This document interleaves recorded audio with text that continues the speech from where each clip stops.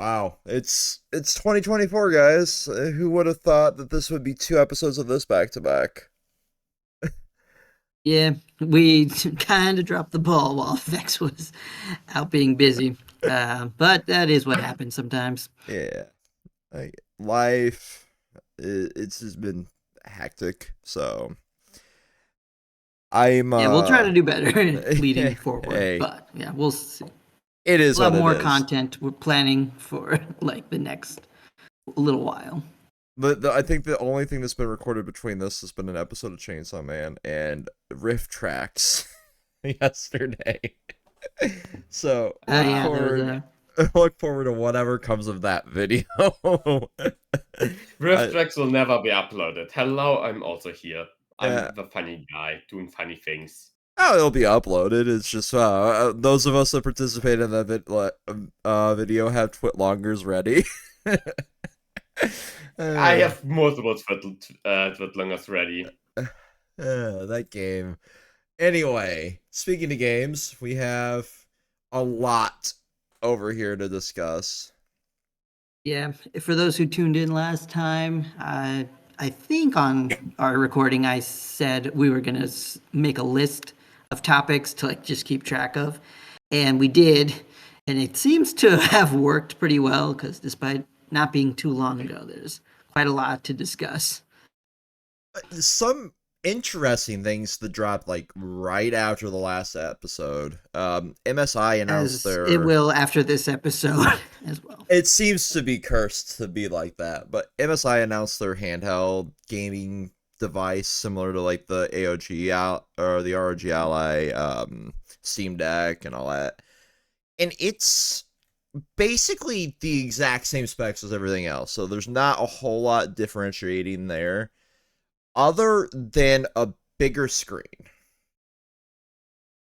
And it Yep, looks and like a Game Gear. It literally looks like a Sega Game Gear. was ahead of its time, I guess. But when it comes to, I guess we have like a new platform for people that, again, once again, everyone's copying Nintendo's homework. But it makes sense to have like a portable PC hardware. And it, at the very least, it just allows more people to have more ways to play things. I might get one of these later down the line because they do seem nice. As somebody that owns a Steam Deck, they are rather handy. It's just the battery life on them isn't the world's greatest yet.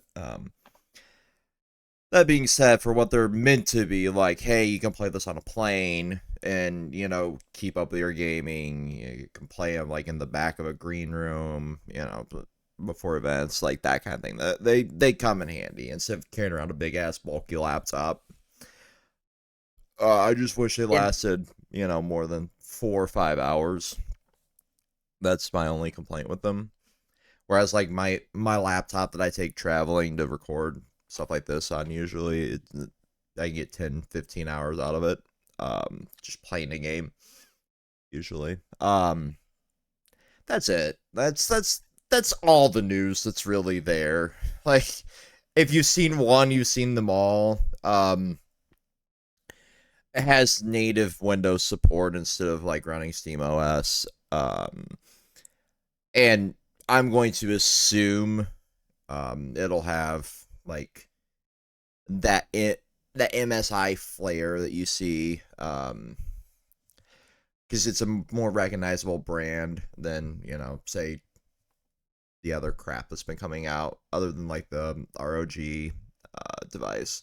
And it didn't do well at all. Like, it was one of the most returned items during the holiday season, it seemed like. So hopefully this one fares better. But that dropped like yep. literally right after I uploaded the episode last time. So yeah, that was funny to me. So tune in next time to see what we miss. Probably going to be like a whole direct somehow. Somehow it'll last direct. Sakurai's Wait, how many directs are planned for this week? it wasn't there just like a Nintendo Indie Direct announced like a week ago? or it was that just I don't know. BS? I don't think so. But I mean, there's just rumors of a direct coming up because like Microsoft had their event and Sony had their event, which yeah, we'll be talking about that Oh in a yeah, bit. those are ironically the two things that I don't think are in this thread. Yeah, it's fine. I think we didn't Fine. really need to be reminded of that. Who uh, cares? Let's be real. Sakurai is ending his YouTube channel, so that means Smash is coming back, right, guys? Yeah. I mean, it's most likely because it's like the chance of it just being like, oh guys, I got to work on a new Kid Icarus game. I mean, where the chance Nintendo's going to be cool like that. that, It's much more likely he's just going to be porting Smash to like whatever the new system is, because it's more and more likely that it's going to be announced yeah. within like the next month or two. I mean, we've already got rumors of what the specs are, and it's going to be on par with the base PS4. That's what I'm seeing. Which is, just so ironically on brand for Nintendo. I hate it. I think a big problem with importing Smash is the licenses for all the characters and the music. I think if they port it, there may be the case that they will lose a lot of characters in the process. I mean, logically that does make sense. But at the same time, like the fact that Nintendo even was able to get a lot of these characters into their game makes me think that they just have some way of being able to set all that up. I don't know how they even did it in the first place, so I feel like they could renew it Yeah. if they needed. But yeah, I mean, I do understand the concerns. And I mean, I have seen other people suggest that the next Smash, rather than just be like a port of like the last thing, just be like a more back to basics like Smash would focus on Nintendo characters. But I don't know if I see that. I feel like it just after Mario Kart 8's huge success, and which was just like ported on to the Switch from the last generation. Exactly. They'll probably just do the same thing with like Smash. Yeah. I'm more likely thinking we'll see a new Mario Kart than a new Smash right off. I like to be proven wrong, but I don't think I'm wrong. No, like I'm 100% with you. I think the only way that Smash is going to happen moving forward is either a port, or going full batshit insane. Again, because like we've become so accustomed to the massive roster that Ultimate had, which is sad because there is no need for all of those characters to exist in a Smash game moving forward. Especially since they hurt the game extremely with the balancing, from what I hear. I wouldn't say that so much because it's just a party fighter. Nobody really cares about balancing other than like the tryhards that do the tournaments. That's me. I mean, yeah, but it is being used as an esport and should be Yeah. handled like one. You're right. Well, I mean, okay, that's actually an interesting idea because I mean, I do understand like from their perspective that it's like this is a big thing, and Nintendo, of course, had their own tournament.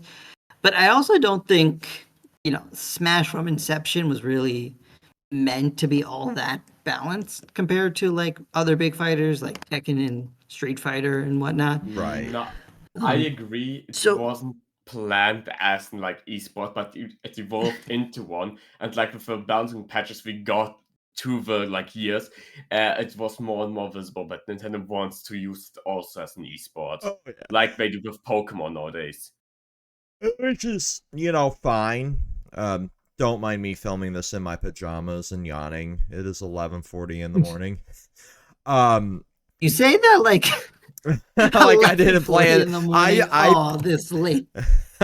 I picked this time specifically, and I'm paying for it because I'm not a morning person. But like, I mean, yeah, I suggested we do one a little quote unquote earlier because we have other recording sessions planned, and the last time we did a huge session together, and then another one right after. It was not. it was not a fun time. No. This gives time for like a little wind down before ramping back up. But no, like I see both sides of this one. And as much as I love Sakurai having like the freedom to do whatever the hell he wants. My delusional ass doesn't care about another Smash Brothers. Like, I want him to be free of the shackles of that and to focus on another Kid Icarus or a Kid Icarus Uprising port. Give me that. I agree. Kid Icarus Uprising was such a fucking great game. And it's so fucking Yeah. expensive now. I still have it. Let's go. I do have it not. somewhere. I do not. I do not have like most of my 3DS games, unfortunately. Those have gotten lost to the sands of time, and it hurts. Yeah, I hate it when that happens. I mean, that's kind of the funny thing when like people talk about like preserving physical media, and it's very true. But in real life, I'm like, yeah, but I'm gonna lose it. No, specifically like the tiny ass cartridges, like having moved like 8 times in fucking the span of like 4 years. Like I do not know where half of my cartridge games are, because I keep all mine in like a little plastic bag that I put in my computer bag, just so it's like, okay, you're probably all in there. See, I somehow lost like whole ass, and I don't know how this is possible unless like the movers pocketed them, and I just can't prove it. But like I lost like, you know, they made those little like carry bags. I lost like 2 of those. One that had like 3 original DSs and all my original DS games, and then one that had like my original 3DS and all of the games for that. So I'm just going to assume that the movers that I hired just walked away with those. Oh, this looks interesting. Let me take this with me. Yeah, no kidding. Like a bunch of my original Pokemon games were in there. Like that kind of sucked. Considering like those were $200 now. You get like a copy of Black and White.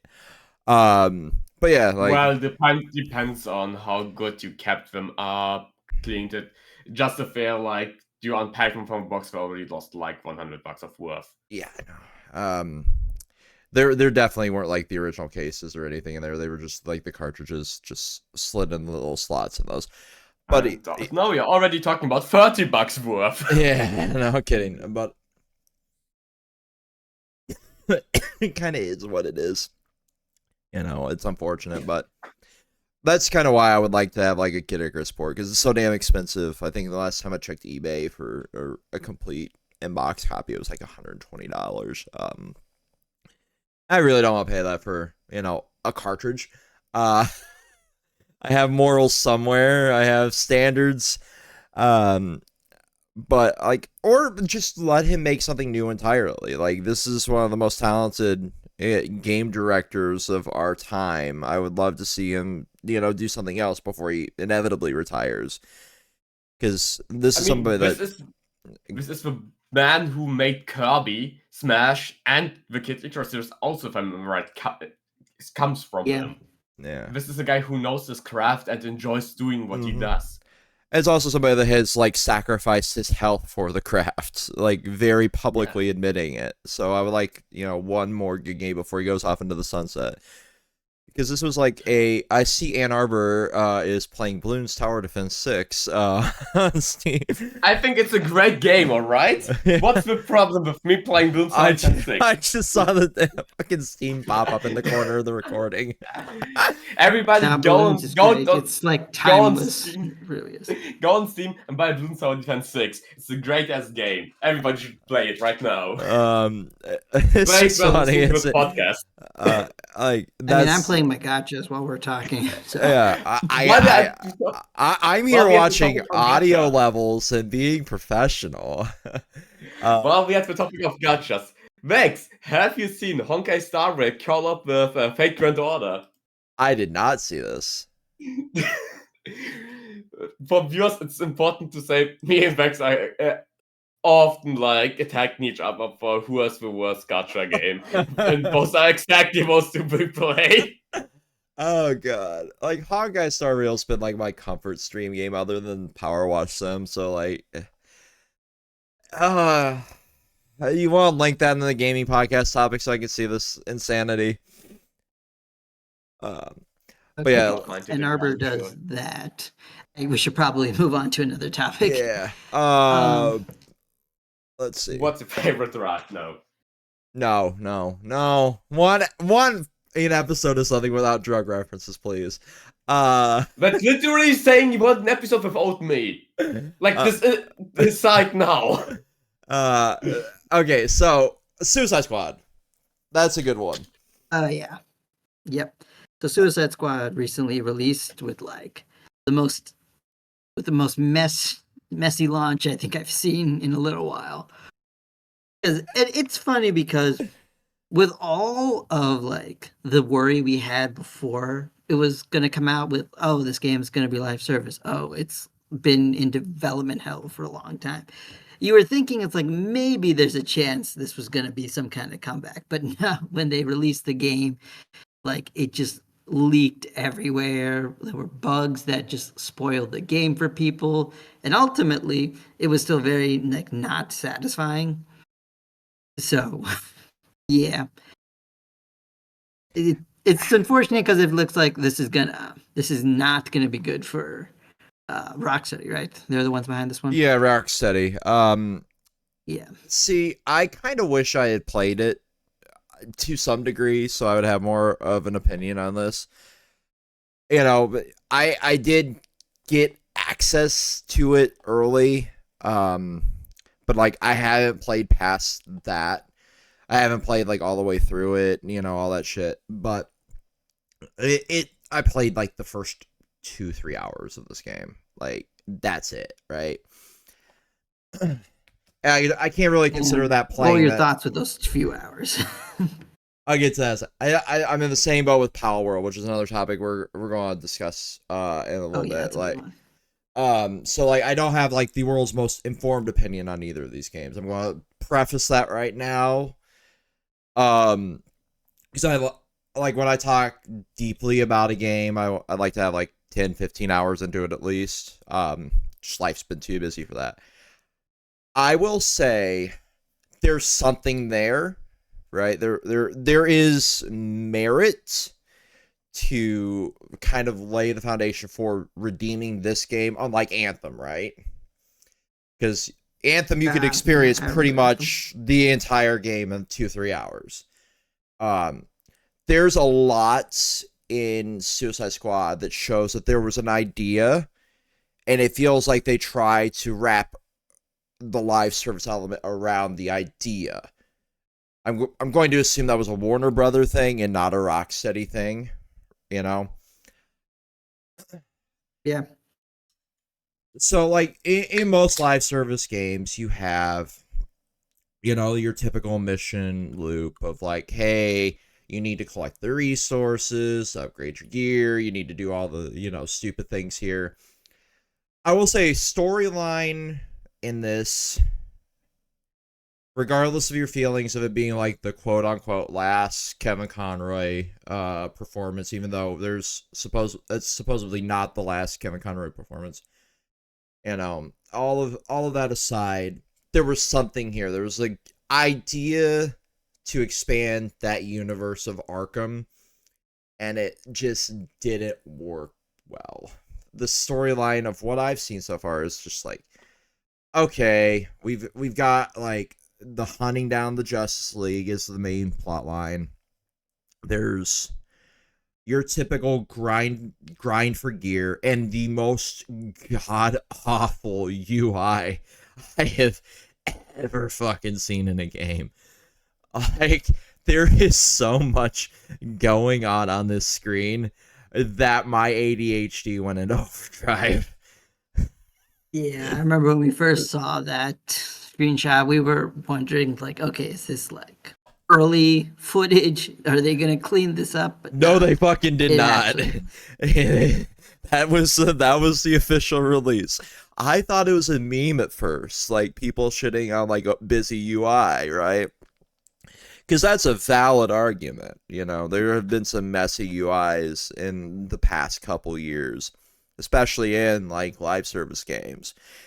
And the fact that 95% of developers are working on a live service game in the year of our Lord 2024 when they are on the decline just shows how fucking bankrupt the gaming industry is. Yeah, and it's going to be. That was another big topic because there was like a whole survey done, and like over 500 companies were like, yeah, we're working on live service games or supporting one, and it's like, but why the? Yeah. Like, And it's like at this point they're probably like way too far in to yeah, development to be exactly. like, well, we're just gonna stop. It's like, no, you kind of have to like pray and hope, which Yeah. that's not a good sign. Yeah, like there comes a point where like, well, it's this far into development, kind of like Redfall last year, right? It was that far into development. Let's ship it out anyway. Um, Yeah, I do at least appreciate that with Redfall. Like Microsoft came out, it's like, yeah, we messed up. yeah, right. You're Like not going I to do see appreciate that, but Tencent. it's also like we also gotta hope that they don't mess up more things, which is a whole other thing we're gonna talk about. Yeah, we're I not going don't to have see so much. somebody like Tencent or Embracer Group admit that they messed up. But No. I will say like the one thing that I've seen enough of the story on TikTok for this game. Like the multiverse aspect of it is very intriguing and opens up a lot of possibilities for developing this IP in the future. And let's be real, that's all Warner Brothers cares about is IP. Um, so I'm hoping that like they do something interesting with that. I'll finish it, but I'm in the same boat as like Greg Miller. Like even with the little bit of time I put into it, I felt like empty inside. I'm like, okay, that had all the qualifying aspects of a video game, but there's not enough there to make me say I want to continue existing in this like I did like the Arkhamverse, right? Like Arkham Asylum, Arkham City, Arkham Knight, like all of those like left me wanting more. This one just felt me like, wow, okay, this exists, you know. Yeah. Uh, And I think it's probably because Arkham set such a high bar that people were expecting a lot more from this game when we exactly. initially heard about it. Especially because also I think the Suicide Squad earned itself more popularity after the James Gunn movie came out. Yeah, because definitely the Yeah. David Ayer movie didn't do anything for this fucking brand of characters. Looking at you, Jared Leto Joker. Um, but like the James Gunn one Well, did really DC's well. getting a whole reboot next year, so let's see what that's all about. I expect a mixed bag of dog shit. If I'm being completely I honest. expect the best thing ever made. No. No, like Eh, I had well, faith in I'm James interested to see what Gunn. Gunn has to bring to the table, but at the same time, I don't know if I trust like necessarily everything he's gonna do.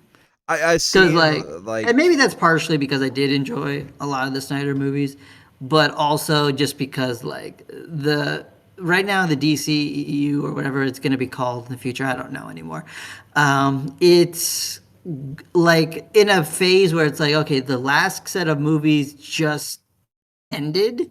yeah, And so we're gonna bring over some characters from there, but not all, or I should say some actors, not characters, yeah. some actors from there, but not all, which feels a little weird. I mean, on one hand, I'll be happy for like the characters who've already, or the again actors who've established themselves as certain characters, but then they're the ones who aren't. So then it's like, how's my brain rationalize this, even though I know it's just like movies. Yeah, and we're going to keep like the fucking the one Batman universe its own thing, but also we're going to keep like the Joker thing its own thing, but also the same director for the Batman movies is also going to be working on an Arkham style project for the DCU, while also Peacemaker from the original universe is also technically canon to this maybe, and we're going to do the Marvel thing where we shove animation in here under the same umbrella. It's like my brother in Christ, we're already in an era where like cinematic universes are on the decline. Let's not muddy the water too much and let this flourish if you want to make this a thing moving forward, because I don't know what the fuck Warner Brothers is doing, but I know they're going under slowly. Because everything in the second project is a write off or put in a vault where only the cast and crew can see it, or it's auctioned off to the highest bidder. So maybe don't risk the entire brand of DC on something that might not work. Just my 2 cents there. um, Yeah, well, we can probably have a whole conversation about DC exactly. and a different topic. So yeah, I guess moving on with games. Um, what do you have next on the list, Vex? GameStop backing off of NFTs is one you put in here. Oh, nice. Yeah, I remember. I mean, yeah. So I guess there, I just wanted to point out that we're seem to be going more and more away from NFTs, which is really good. Obviously, in general, I'm happy, but I'm also wondering, like, again, all those companies, like, big example, Square, they Mhm. sold off whole studios to be like, oh man, we're gonna get in on this NFT nonsense. Like, what's gonna happen with that? Yeah, this is what Because I'm like if kind of concerned companies about like as well. GameStop are backing off, if a lot of other major companies are like, huh, it turns out we shouldn't have done the thing that nobody wanted us to do. So I just kind of it's kind of like another domino in the like, is the game industry gonna collapse? I think you posted a tweet about that last night, Vex. Yeah, I'm It was pretty like a sure I did. meme. Yeah, I'm pretty sure I did. It was the Arthur Fleck Joker. Um, like the fucking comedian bit. You're laughing. But like anyway, I'm concerned as well here because you're right. Like there are studios that bet, pull entire chunks of their infrastructure on NFTs. Square being the biggest one. I believe EA was looking into putting blockchain technology into some of their stuff as well. Yeah, it sounds There's like an EA kind of thing. like it was around the same time they announced that there was going to be like ads inside your sports games, which ironically makes the most sense of putting an ad in a video game. As much as I Yeah, hate it. weirdly Unironically, enough. they just want to make it more realistic to like a real sports event. Yeah, But that's they why I was saying that I one mean, makes yeah, the sense. Super Bowl's coming up like at the time of recording soon, so it's This like will everyone I be know is like, what ads are we gonna see? And I saw Deadpool one of the 3. tweets online being like, why do Americans are more concerned about the ads they're gonna watch in the sporting events? It's because we don't care about the sports. We just We're really going to don't. see old white men complain about Taylor Swift being on screen 25 seconds out of a 5-hour event, and we're going to see, the Deadpool 3 trailer. That's it. Um, and me, who's not going to watch the stupid sporting event and just watch the commercials afterwards because I could not give a shit less about football. what the? Why are you even watching the commercials? What is wrong with all of you? Okay, actually, I'm glad you're here for this, Ann Arbor, because it probably does sound weird to like a What the non-American, fuck? right? What did capitalism do to Yeah, all we of got you this guys? condition by capitalism because all the Like, companies know that we're watching, so they actually put in some effort into their advertisements. like And so, what I'm hearing. Here's the biggest event of all of America, the whole year. You yeah, guys are there for like 10 minutes of it and just watch the commercials of people who want you to buy things and sell you things which you guys don't need. And this is the most hype thing you have over there. How the fuck yeah, are you guys actually. starved for entertainment? Like, Okay. what the heck? I actually started a replay buffer so I can clip this. You're not wrong, Ann Arbor. It's just like that's how America functions because companies put like the best commercials of the year. Like they spend billions with a B on advertisement for the Super Bowl just to sell us shit we don't need. You are correct, 100%. And they put like the biggest movie trailers and all of that before or during the Super Bowl simply so they can have the most viewers at the time because this is the biggest televised event.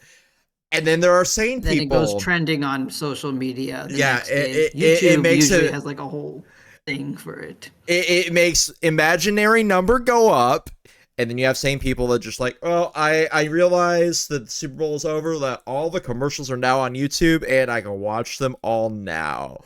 And then you don't have to Like, I suffer have through like the most terrible sporting event of all time. I'm getting canceled for my take on this. like my sister and her Nobody cares husband are about the giant. football. I have family members who are giant football fans who watch it for the fucking football. Fuck football. Like that at least makes sense. Nah, Nah. it just really, we don't care at all. Especially because I think this year it's just like the same people who played last year, so it's like not even Wait, anything different. you don't care for football, but for the 10-minute matches. Like, what the Yeah. what the fuck? I What mean, kind of I'll be honest, for me, brainwash do the other Americans big have? thing is because like we buy copious amounts of food. Like my family has like our thing where we buy all different types of food and we'll just eat it together. Yeah. So that's like my bigger thing, just like a family tradition. But also, you could say that's all even more American, was like you're gonna eat even more unhealthy than you usually do on a day-to-day basis. Oh yeah, I, 100%. Like there was a point in time where I pretended to care about football, just as like a social thing, and then I would also do like the stupid, yeah, bar. there are times where I also care about football, but that also depends on how hot the chick is with whom I'm talking. Yeah, I would gamble on like the stupid Super Bowl squares that the bar would have when I was bartending, all that. Yeah, I would walk home with a bucket load of tips usually because numbers are usually one of my stronger suits, even though I suck at math. If that makes any sense? Like I could picture like the actual like score for some of this stupid shit. So like, whatever. I'll walk home with the tips. But like, it was like that aspect of it. Once I stopped bartending, I stopped pretending to care about it. You know, but I find that like so fucking stupid. But like when EA was announcing like that shit, like it made the most sense because we have topics like this where like you can put like all that ad space in there, whereas like with NFTs, like you see now like that entire market crash repeatedly, hilariously. So like I wonder like how much of that technology is even going to be in games in like the next 5 years even, I because can you imagine got to realize like most of these games that were being based on that are deep into development now, right? So will they I scrap them or I yeah, imagine the technology will be used for like anti-piracy software in the future. That's like the biggest part of Anti-piracy it, which software is I such think will be. nonsense. Yeah, I mean, it's like like even I mean, I guess I'm gonna sneak this topic in, even though it wasn't on the list, because as a Sonic fan, I gotta make everything about Sonic at some point. yeah, Like with I'm like not the doing new. everything about Baldur's Gate. Don't worry. Okay, thank you, appreciate that.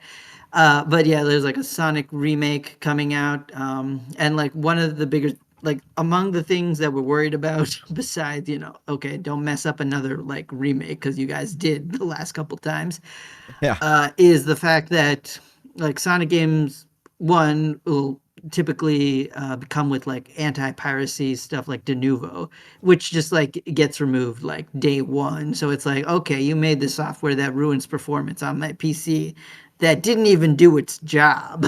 So why just stop? Why even use it? And the other thing is that they're probably going to delist the original version of of the game generations. as they did with the last time they came out Yep. with ports Yeah, slash remakes. So yeah, I mean I'm still looking forward to it because of course I am. But at the same time, like I don't really see like with anti-piracy software, well, why they even bother, because it just doesn't really work, and it just like hurts like the people who aren't pirating the game. No, like see, Denuvo also like tanks performance too, right? yes. Which is Yeah, the like that's thing. the bigger thing. If Denuvo just didn't do anything, it would be the equivalent of just having a price tag, like a tag left on your sweater. Afterwards, it's like whatever, I can live with that. Yeah, But with PC performance, especially if you don't have like the best performing PC, it's going to like be noticeable. I have like a decently good gaming PC, right? But even I have like before they remove like the de novo on shit like Resident Evil, right? I even noticed like frame dips and that. Cuz Village came with it, which is fucking annoying.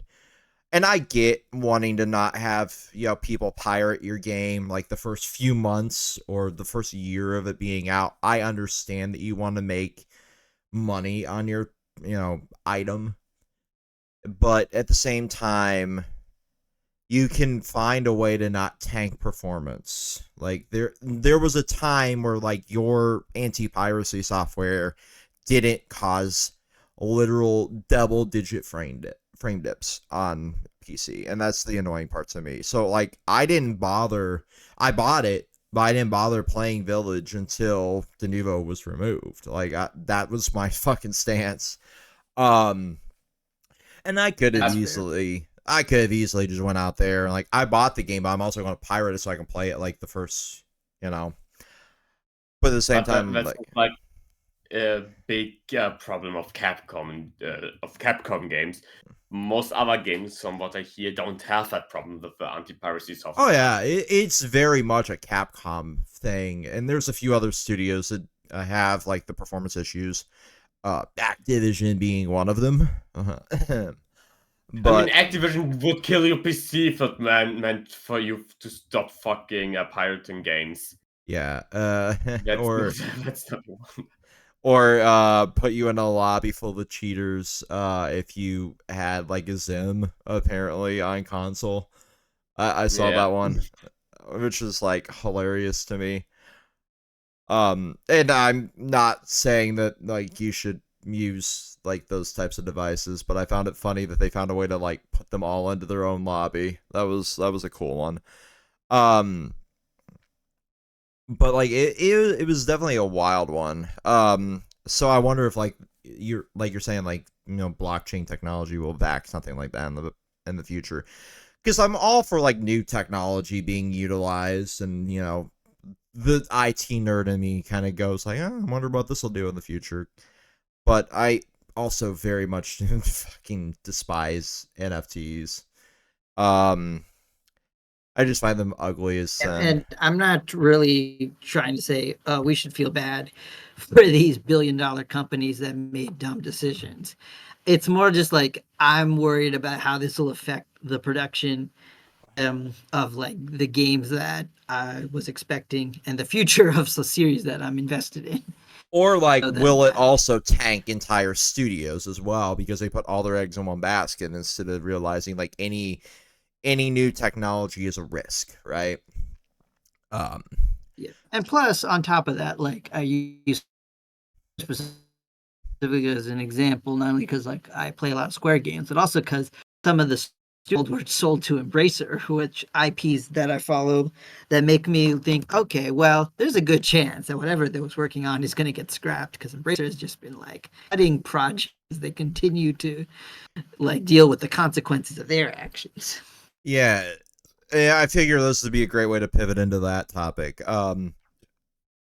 As well because Embracer, like you said, is one of these that had a bunch of shit get canceled or just wholly laid off, shuttered, folded into each other. It's been an interesting 5 weeks of 2024. Let me scroll for a second to find the Embracer bit here. So this was like 5-6 days ago. I just kind of want to open Yeah, up it's the pretty whole thing. So Embracer reportedly cancels Deus Ex video game as layoffs hit Eidos Montreal. Um, so Yep. 97 people were let go on this one, bringing the total overall to just over 6,100. 31 days into the year, as of this Kotaku article. Yeah. Um, And for those who, again, watched the last podcast, I did mention that one. I think that one of my biggest like concerns going into this year will be a continuing of the layoffs that we started to see last year, and I was pretty on the ball with that because despite having one of the best years in gaming in a while last year, somehow everyone's losing their jobs, yeah, and that's not a good sign for the future of this industry. On top of the other things we already mentioned before. Because now people like who would have otherwise entered into the field, maybe even planned on studying or are studying for it, they might have a change of heart, seeing it's like, well, I'm pretty disposable. Yeah. It's funny that it's not the only industry that's having this issue. This is like a nationwide, a worldwide thing. Is like companies are realizing they spent way too much during the COVID times, and they're trying to correct themselves, but they're correcting themselves in the wrong ways, right? Because like even like my day job is like, hey, we don't have the resources to keep everyone, even though I work for $1 trillion company. And they're folding entire departments into other departments, and they're doing all these things to try and keep as many people as possible. But at the same time, like, I'm watching like entire divisions get walked out of the building. And I don't know if I'll have a job by the end of this month because my department is also on the chopping block. And I know Red is just now, another of our co-hosts is also struggling to find full-time employment right now as well. So it's not just the gaming industry. I want to clarify that. But we have doubled the entire amount of layoffs we had all of last year in the first month and a half. Just terrifying to think about. So last year, Embracer shut down Volition, Free Radical, and then Piranha Bytes, which is a company that works with Elex and a couple of others. They're struggling to even find a partner for their next game, and that might cause them to like have to shutter. It's terrifying to think about like exactly how much Embracer owns. They are essentially like the American equivalent of Tencent. They own a giant portion of the gaming industry, like a stupid amount. So if the trend continues and because they bought up like during 2020, 2021, about 15 different studios and a bunch of IPs. Some of them from Square. So things like Darksiders, Red Faction, Destroy All Humans, those were THQ. They bought up Black Forest. They own Pieces Interactive, Experiment 101, Dam Buster, Fish Labs, blah blah blah blah blah. These are all like Volition stuff. They own Coffee Stain Studios, who did Goat Sim, and just stupid amounts of things. Saber Interactive, who was working on the KOTOR remake, which is rumored to like possibly be dead in the water. I wouldn't be surprised. Zen Studios, who does like the pinball games, that's not the biggest deal. Gearbox, they have a majority share in. Aspyr, who was also like part of the KOTOR remake. Ghost Ship, who did the Deep Rock Galactic. There's things like Splitgate, who did Ghost Runner, who was a big one. 3D Realms, who did like Duke Nukem. There's Perfect World Entertainment, who does the D&D MMO Neverwinter. Crystal Dynamics and Eidos Montreal, obviously, who does Tomb Raider. I believe Tomb Raider technically is being handled by Amazon Studios with this new release. That's what I've heard too. I don't understand how that works, but we'll see what's going on with Tomb Raider. In a weird way, I almost don't want to say this, but in a weird way, because Amazon's there, I'm hoping that means the project will stay alive. But having to rely on Amazon to save his IP, like that, I don't, man. It feels dirty, doesn't it? It feels really dirty. Yeah. But they also own Legacy of Kain, Thief, Deus Ex, obviously, which is one of the projects that got canceled, which is why that one's kind of interesting to lump in there. Middle Earth is another IP that they have the rights to, and we saw how poorly that was handled with Gollum, right? So Yep. like it's so weird thinking about like everything that they own.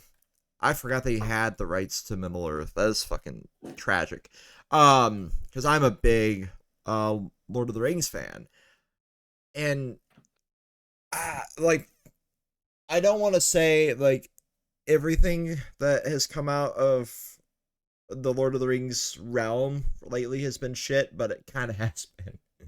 Um,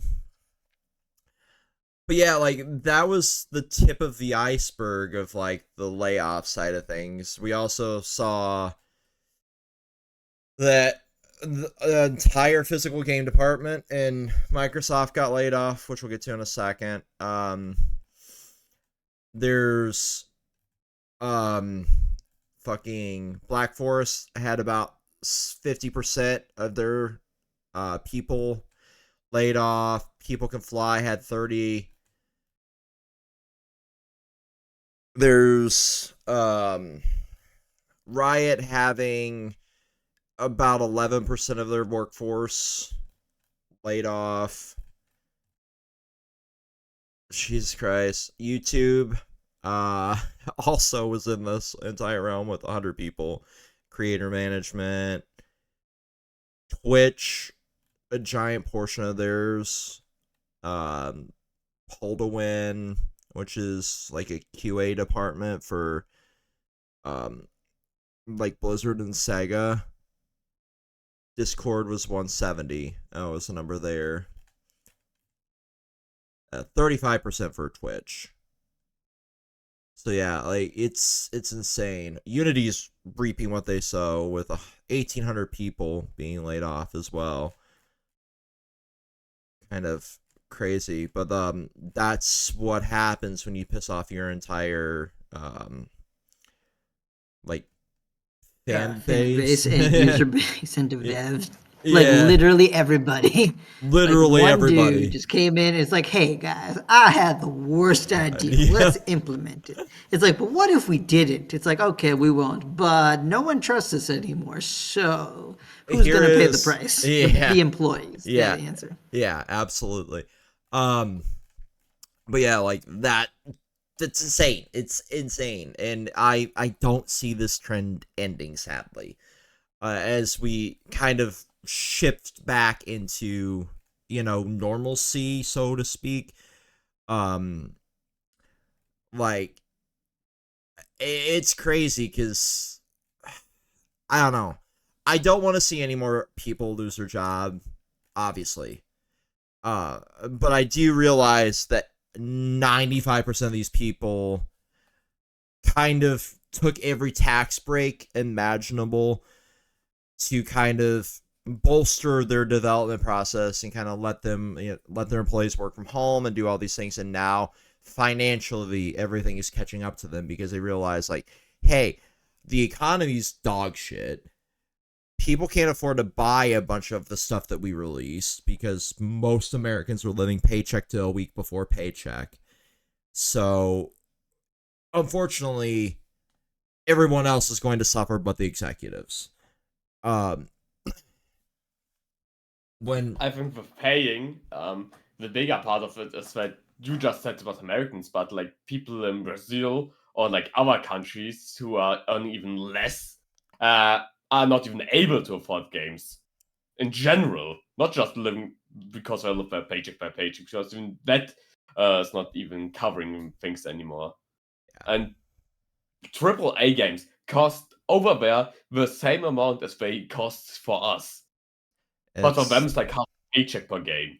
Yeah, it's crazy, and that's why like AA gaming and like indie games are increasingly more popular because they're more affordable. But like most of these studios don't want to make those types of games either. They only want to make like giant AAA titles with 1,000 different microtransactions in them, and most consumers don't want to buy those types of games anymore. They don't want to have I like think 85 different battle pass tiers and levels. like I think looking back, I think even microtransactions are going back again nowadays. Like look comparing last year to like 5 years ago, we less and less games have microtransactions in them. It's fair. It's mostly like your Activisions and your EAs and stuff like that that are still putting them in there. Whereas like your generic like double A, or even like subdivisions of those studios aren't putting them in there, but like the most popular games like EA's, football games and basketball games, as much as we clown on them, those are some of the biggest selling games usually. Call of Duty, stuff like that. Those are, still focusing heavily on like battle passes and microtransactions. Where a lot of people are slowly realizing like, hey, and it should have happened fucking decades ago. These are the same games with a different skin every year. Maybe I don't need to buy every iteration of them, but like the people that are hardcore fans of these franchises and don't want that FOMO, they're still going to eat it up. But if you want to play them, you have to buy each and every new game, because most people will transition over to a new game. Mm-hmm. So the playables will shrink, and they are competitive PvP games where you have to go with a player base. They don't have a choice to stay with the old games. And like, yeah, that's a valid point, actually. It's a valid point. It's the stupidity of them, because like every single year we go through I ironically, like, I posted a TikTok last year because Nadeshot was calling out the whole like Call of Duty team, and then like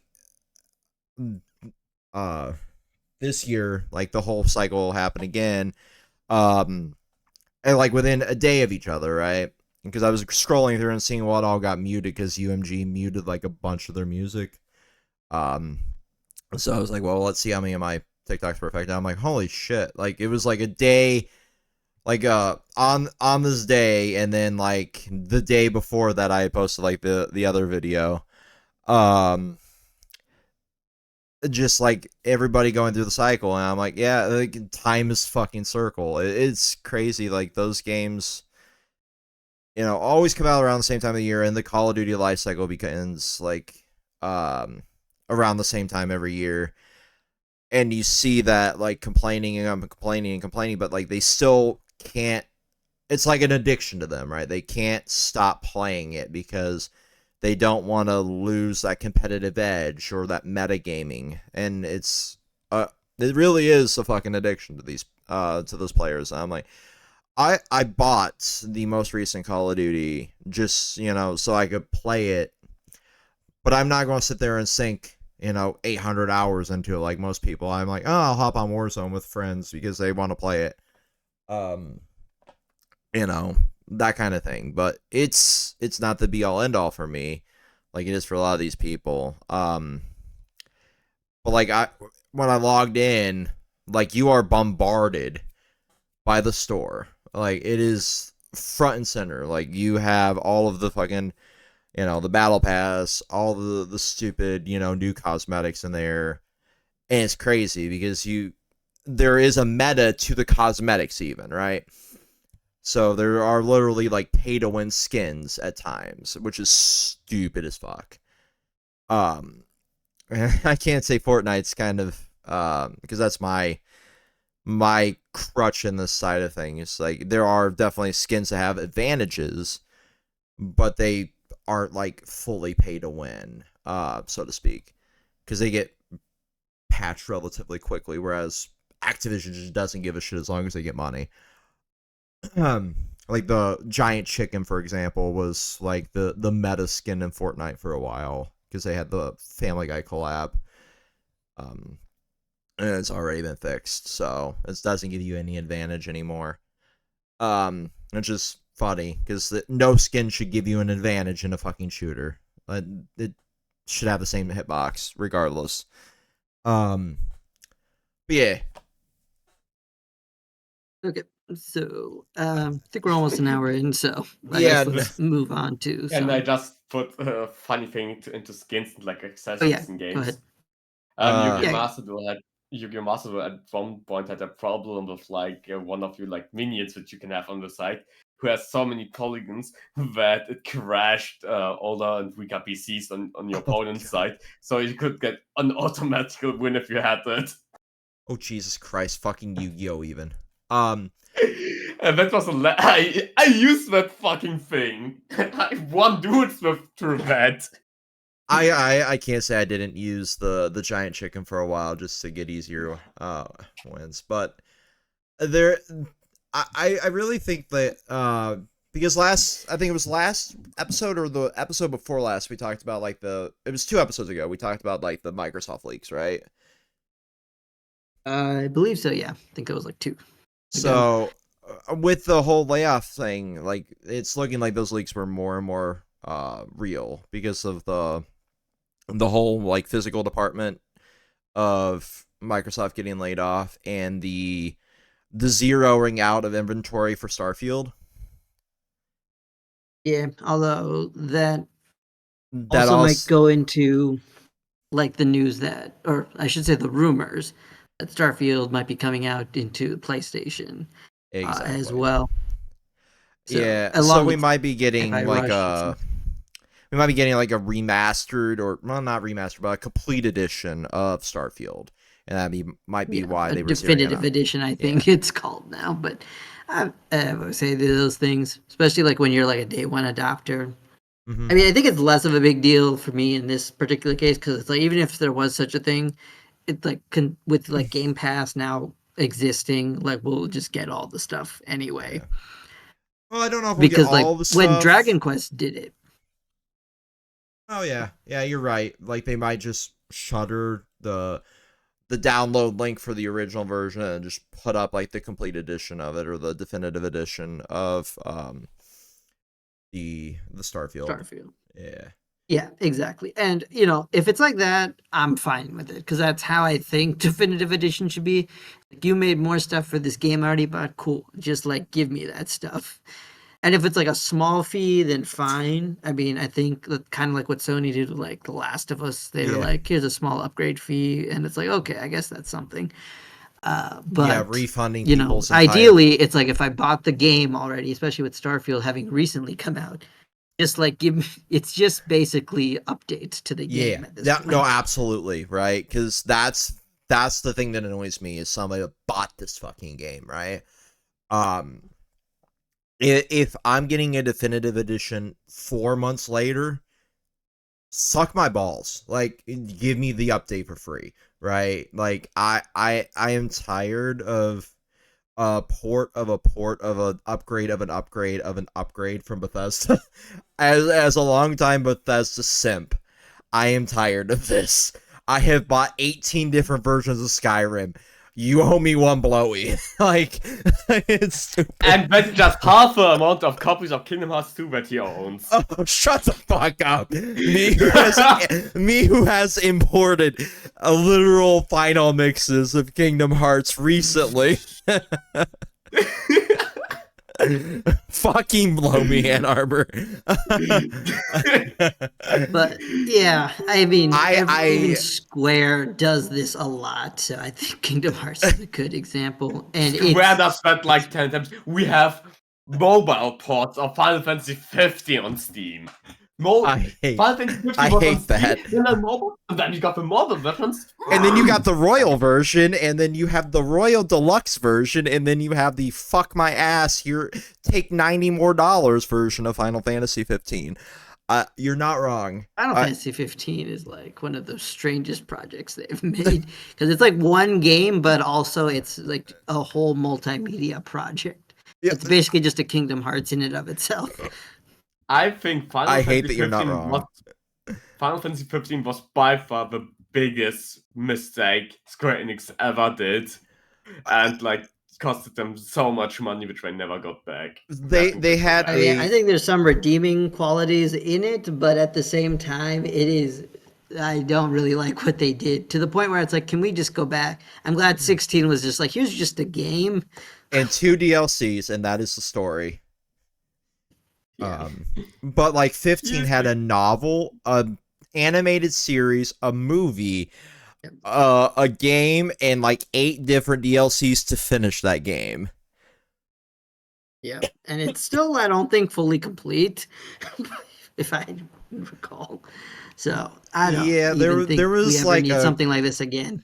Because it's one thing when 14, like it's an MMO, so I kind of understand it getting continuously added content, even though I'm not like an MMO guy anymore. But that at least is more justifiable. Right. No, that one makes sense. Like an MMO is meant to be constantly evolving, yada yada yada. But like this was a full priced game that should have just been a game. I'm not saying that I have a copy of Recoded in my eBay cart right now.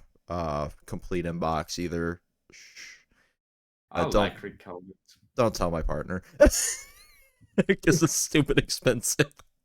Um I'm not even sure who you're dating at this point, so I won't be able to. Don't worry, I won't tell myself that you're buying that for us. And in Ann Arbor, I would not buy you that because I don't want to pay the fucking fees, okay? I don't want to pay the declaration fees to send this over to another country.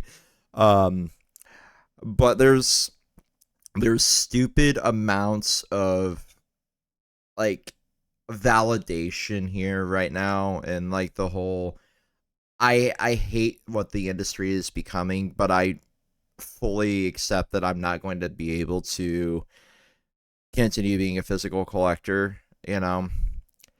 I think something that I want to say quickly about the industry is, I think we are getting to a point where we are going back in a good direction.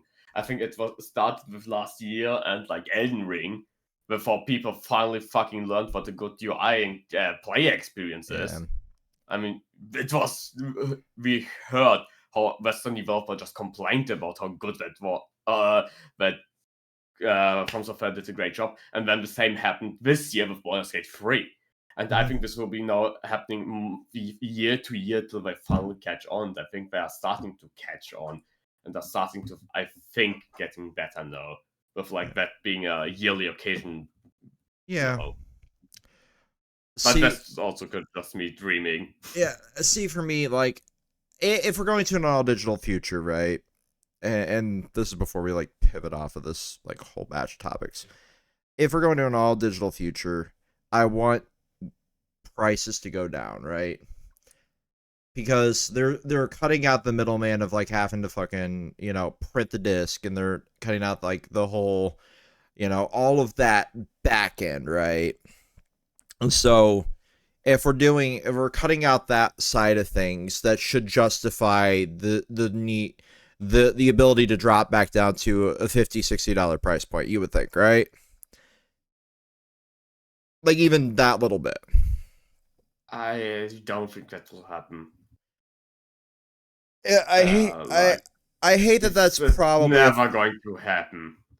I hate that you're probably right, and that's the thing, right? Because if we're not going to have that, I would like to be able to keep being a physical collector, even though I realize that that's just a license to play a game that is a batch of ones and zeros on a console. The physical, producing games in the physical sense, like the disc, everything, was nowadays with one of the cheapest parts of the development cycle.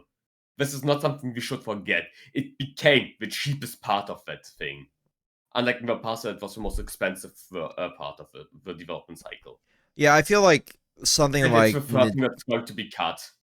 I figure like the most expensive side of things would be somebody like Nintendo, right? That back end of like having to print their own fucking format of a game because they want to stick with cartridges, right?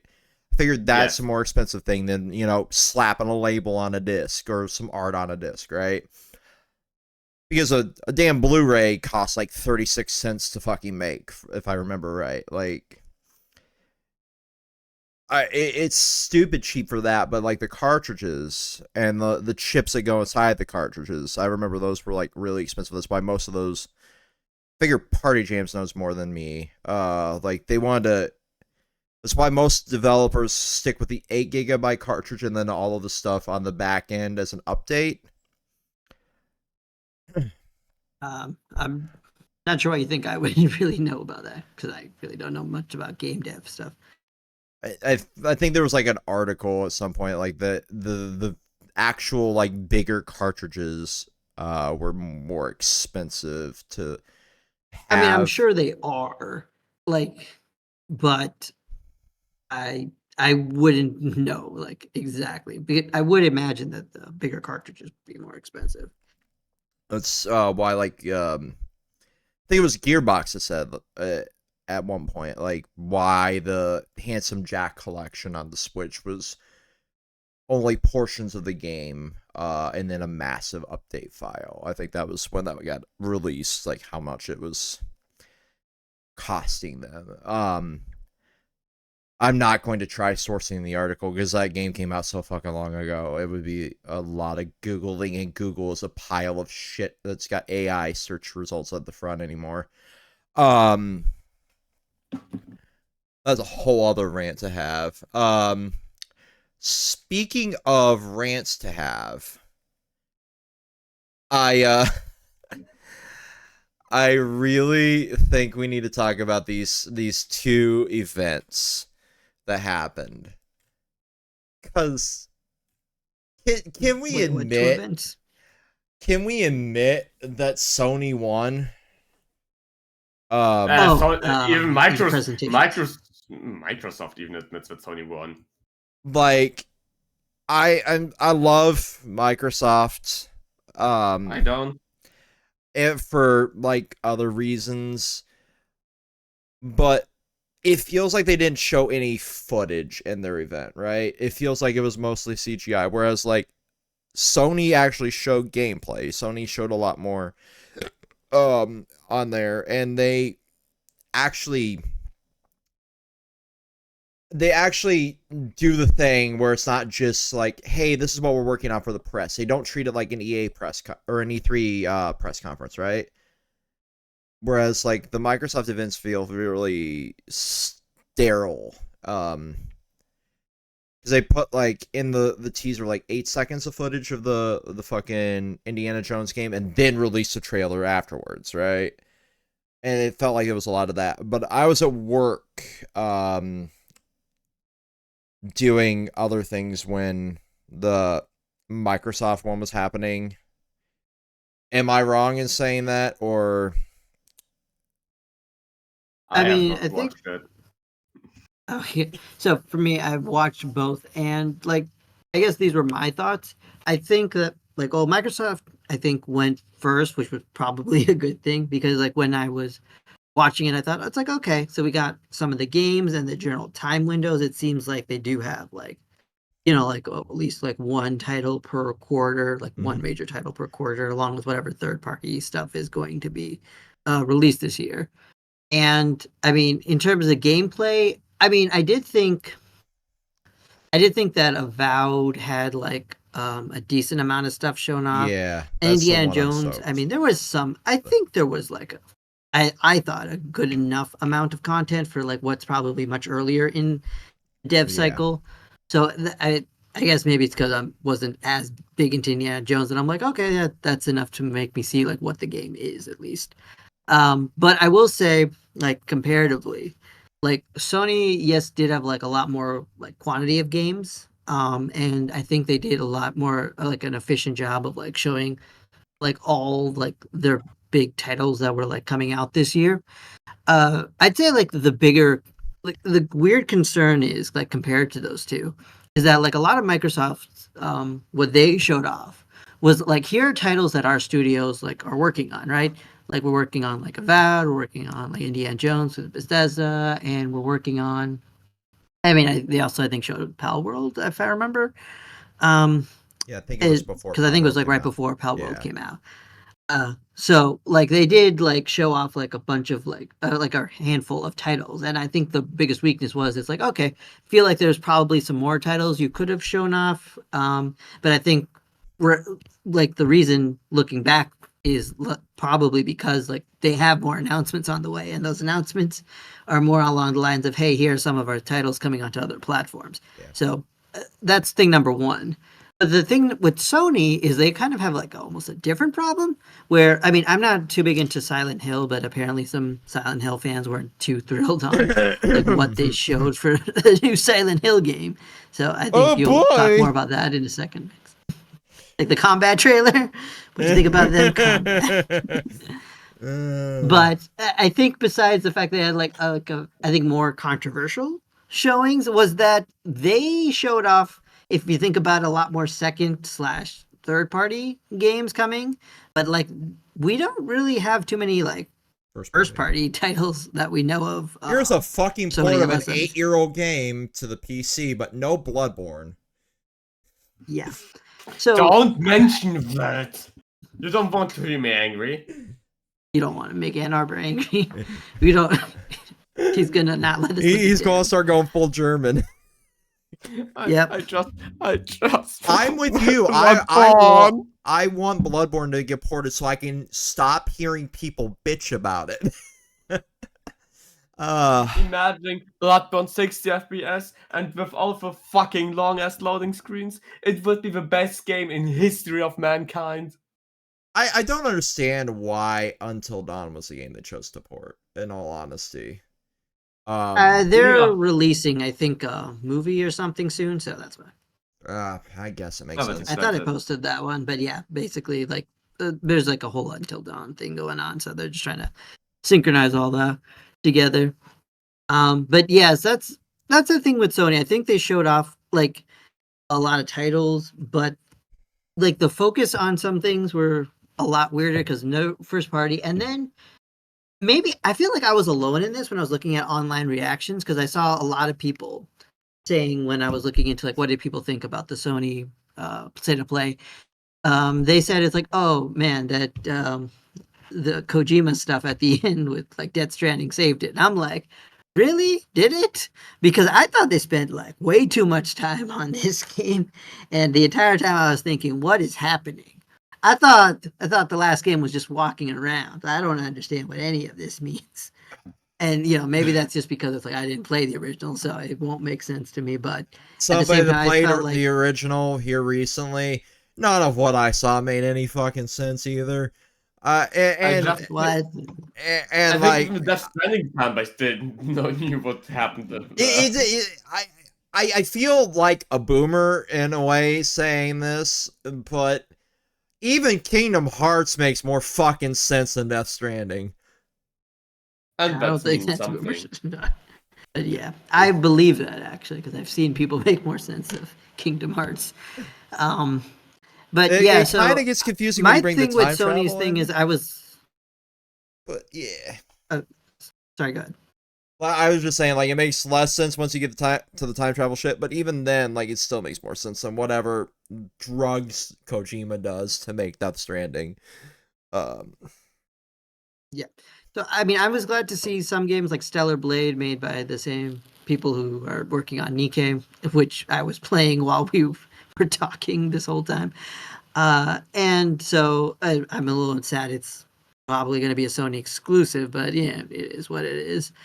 At the same time, like I was thinking to myself when I was looking at the reactions to stuff, it's like, yeah, there is a good reason to be concerned about like why Sony's like not really doing much with their first party titles as well, and the fact that they spent this an inordinate amount of time on like titles like Death Stranding, which are likely going to be on other platforms like PC. Yeah. And now that I think about it, I wonder if I think Stellar Blade is a console exclusive.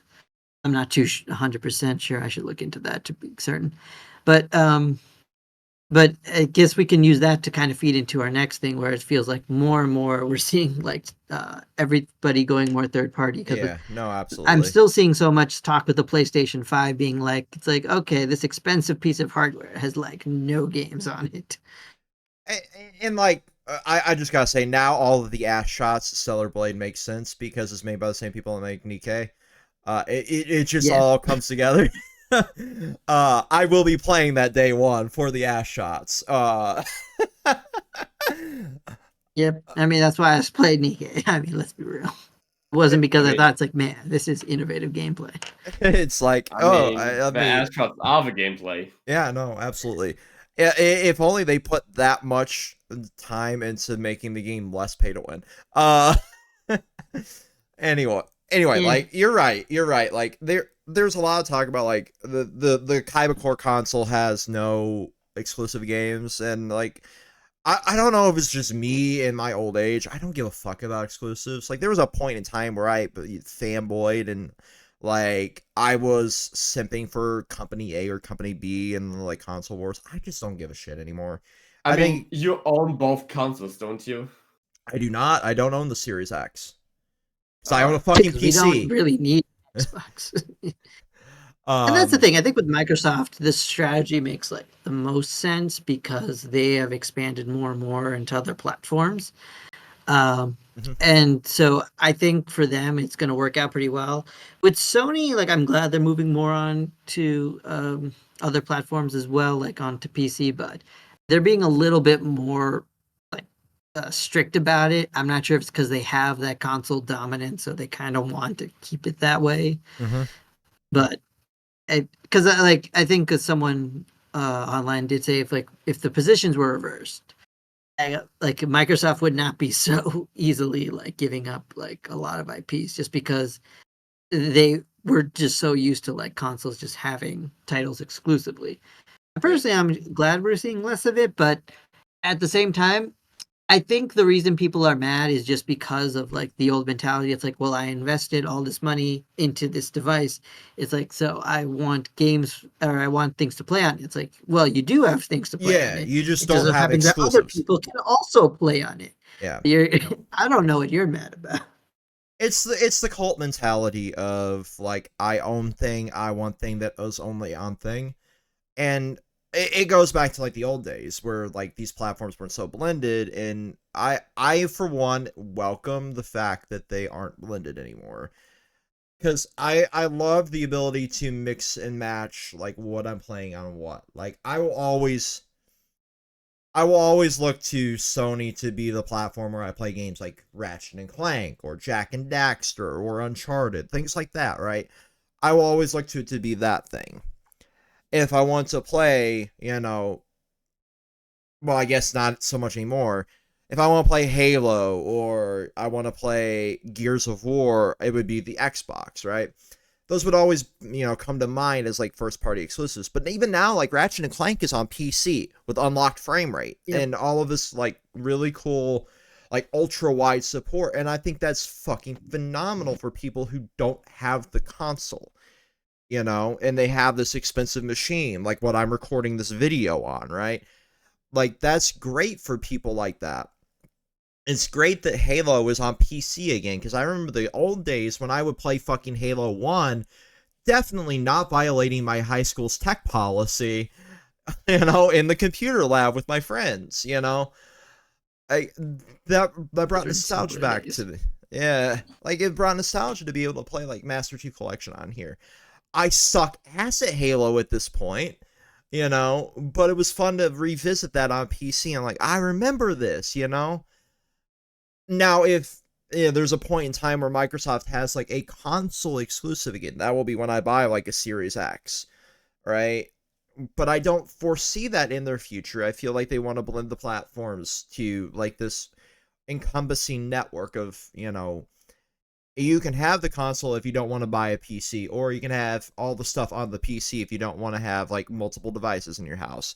I think that's grand, but I do understand from the consumer perspective, like wanting to have, something that is just on your platform.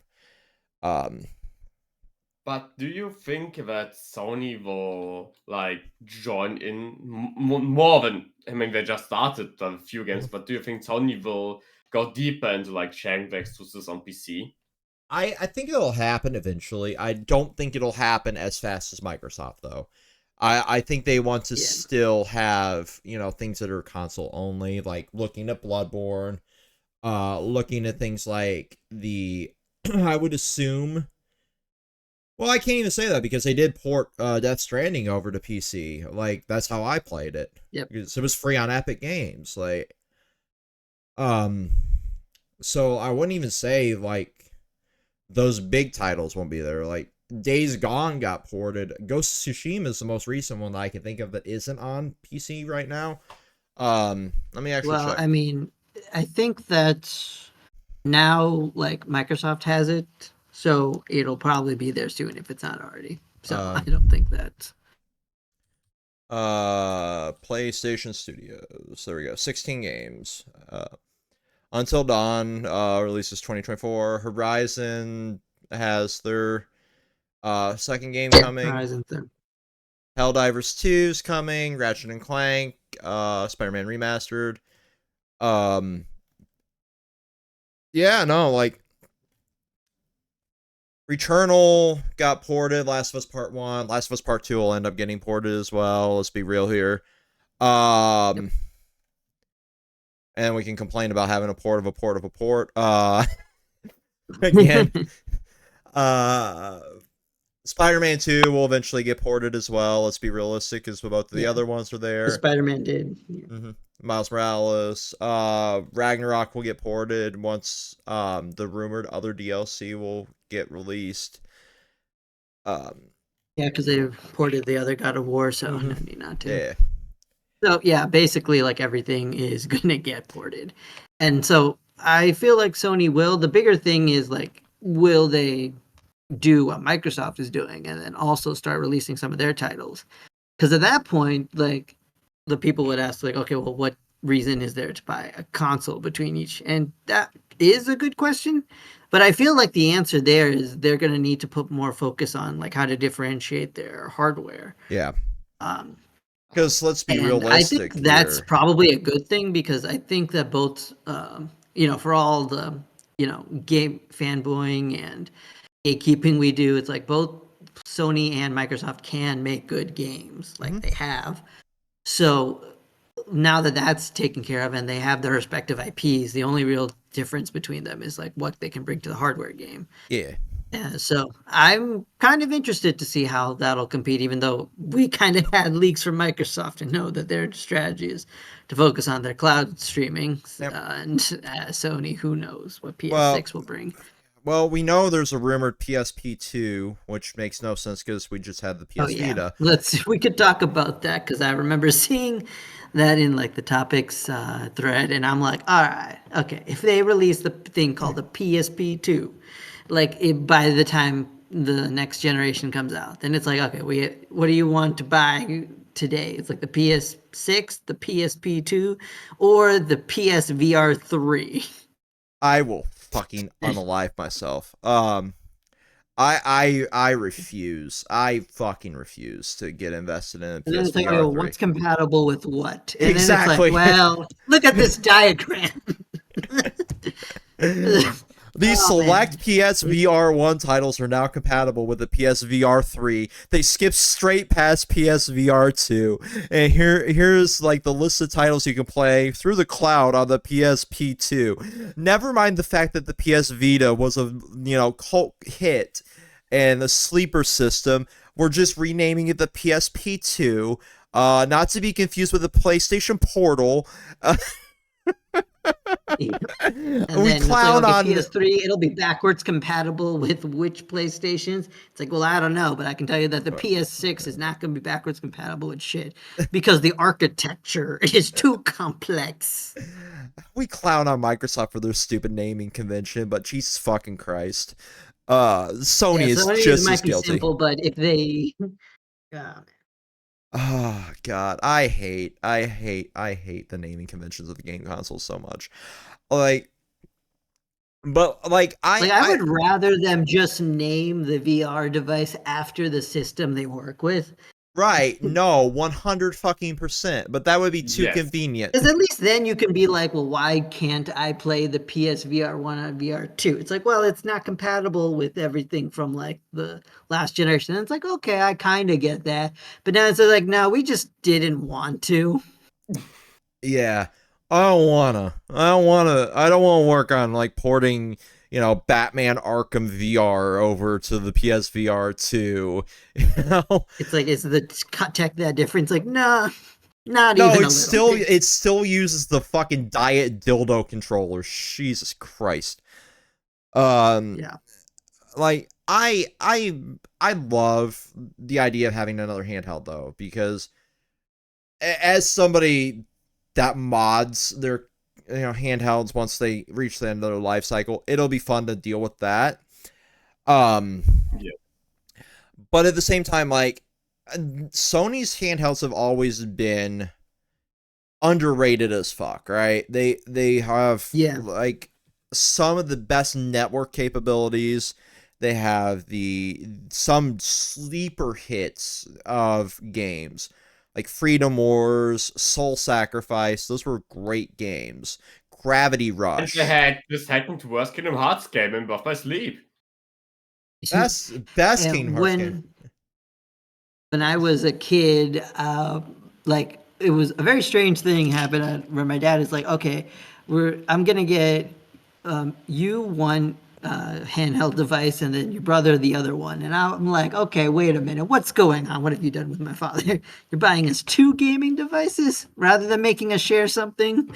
But hey, we weren't gonna complain. But at the same time, I remember it because I got the DS and my brother got the PSP, and that kind of set our own trajectories in gaming in a weird way. But I remember thinking, like growing up, even though I loved my DS and played so much on it, and the 3DS afterwards, I actually thought that my brother had like the superior device on his hands, and he didn't really disagree, even though we both played on each other's devices ultimately, so it Yeah. didn't really matter that much. But at the same time, it was sad that Sony didn't, and I still don't understand how Nintendo continues to have such a strong hold on the portable device. But the fact that now we're seeing, PCs, handheld PCs being a thing, Mm-hmm. and I can see Sony being like, it's like, okay, I think it's time for us to return to this field, and Microsoft might potentially make a similar move because, again, I think, um, whatever you want to say about Microsoft, like going third party, like they are actually pretty good at releasing hardware. I mean, I know there was a whole red ring of death with the 360 era, so I'm not going to pretend that they're like perfect at this. But like hardware is kind of their bread and butter. Yeah, no, Um, they are a PC brand first, right? Like they make operating systems before they made fucking gaming consoles. Let's be real here. yeah, Like they and know like what they're doing. Yeah. Sony like makes electronics too. Like but their stuff is more like we can make TVs and stuff. Yeah. So like they're good at making like fancy looking devices. Like whether And they're the best quality $2,000 devices is like a cameras. bit of a, I would be really yeah. interested to look at like the statistics at how much the gaming branch even does for the like profit per year. Because I don't imagine it being like I could imagine like 20% of profit is from the gaming branch and There nothing was a more. report that came out during the COVID times. Yeah, I remember like Sony, like a lot of their hardware wasn't doing great except for their Yeah. gaming division. For Oh, Microsoft, interesting. their gaming division's much smaller. Like I think it's getting bigger. Like now it's like I think in their top three, but it's much Cloud smaller compared to computing like was their Windows, their which makes sense because I think it they was are like huge in that industry. OS stuff, then the Servers, I guess yeah, server / cloud computing, then gaming at their last yeah, report. And which then makes sense. I think those are like their strongest divisions. yeah, and then like for Sony, it was like now it's gaming, camera hardware, and then TV. Because they're Right. And like dwarfed in everything TV wise by fucking LG at this point. Of yes. all companies, I say owning an LG TV, not sponsored at all, but like But it's like the best picture quality out of any of them. I have a Nokia. We're talking about your TV or your phone because I'm just so used to TV. the Nokia phone. Yeah, Nokia Me- does okay. TVs in foreign market. Ah, They cool. also supply TVs to jailhouses, which I did not know. Um, Well, good for them, I guess. They have a yeah. market there. I mean, we're not going to pretend prison's not its own industry. I just was looking through because I wanted like the clear bezel for a project. I was looking for like a jailhouse TV. And it was a fucking Nokia brand, but I was not paying the stupid amount people were asking for it. Um, but yeah, I just miss transparent electronics. Like I don't know if it's like me hitting that nostalgia market, but I want those to come back. D brand made a whole bunch of skin or like shells for the PS5 that I'm gonna be getting called the dark plates. That have that like translucent effect to them. So yeah, I'll be slapping those on my PS5 at some point. But I like the Kyber jacket. I think there's like 2 topics left here, and then I gotta hop in another thing. The Oh yeah. Okay, let's wrap up then. there's the Ubisoft report here. And then we have yeah, they contacted the creator about Bloodborne cart. Well, that's what kind of led to the thought that maybe they were doing like a Bloodborne port. But he has the Bloodborne cart persons having to redo all of the things. And then there was the news about the Nintendo stuff / palworld. There's 3 topics. Let's do palworld okay. first, because it's the most recent one. Palworld. I think you have. Yeah. So with Palworld, I mean, there's no way anybody listening to this has not heard about like the crazy sales, because in days they've gotten more sales than like most AAA titles even. Which, I mean, watching the numbers just rise in real time was a whole thing. And I remember being a little surprised. Oh, not a little surprised. I'm very shocked. Partially because it's like, well, one, this is like on Game Pass and people are buying it. Because I know like a whole thing that people are saying, especially like with all this third party news going on, is that, you know, people on Xbox aren't buying games and Microsoft is like screwing themselves over with this business model. And again, we don't really have any real numbers to prove that one way or another. If anything, the fact that they're continuing the business makes me think it's working.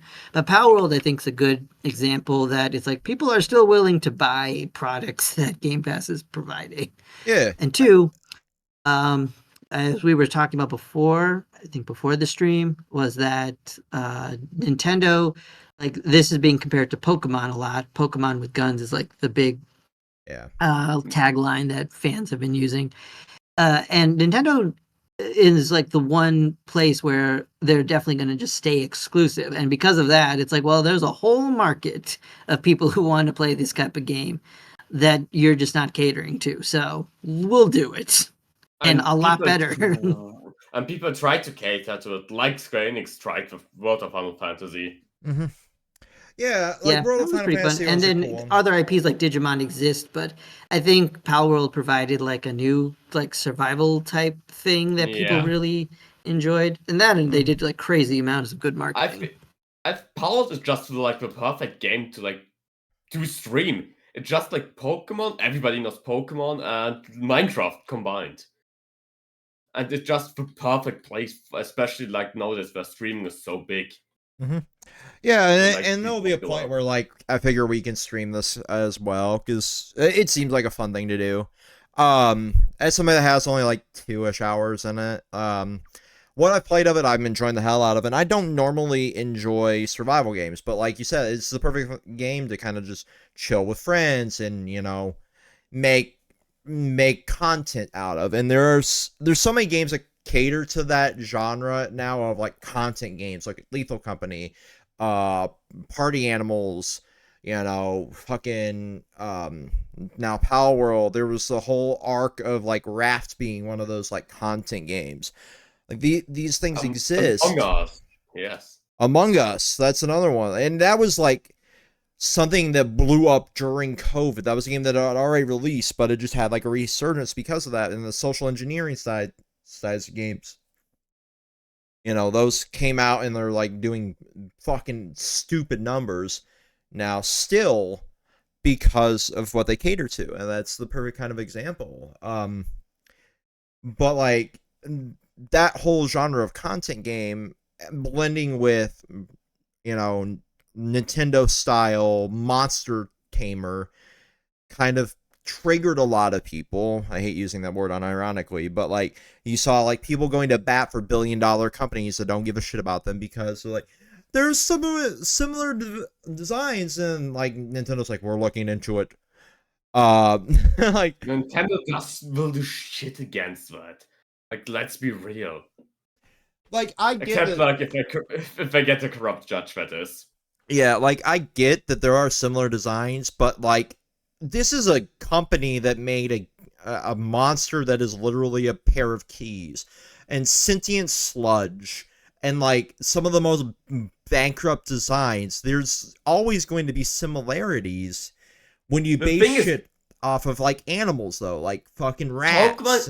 Pokemon itself is like, especially like the first gens, extremely stone designs from Dragon Quest Exactly. Yeah, Like I mean, and other things. Pokemon was literally just like DQ5 inspired. Yes.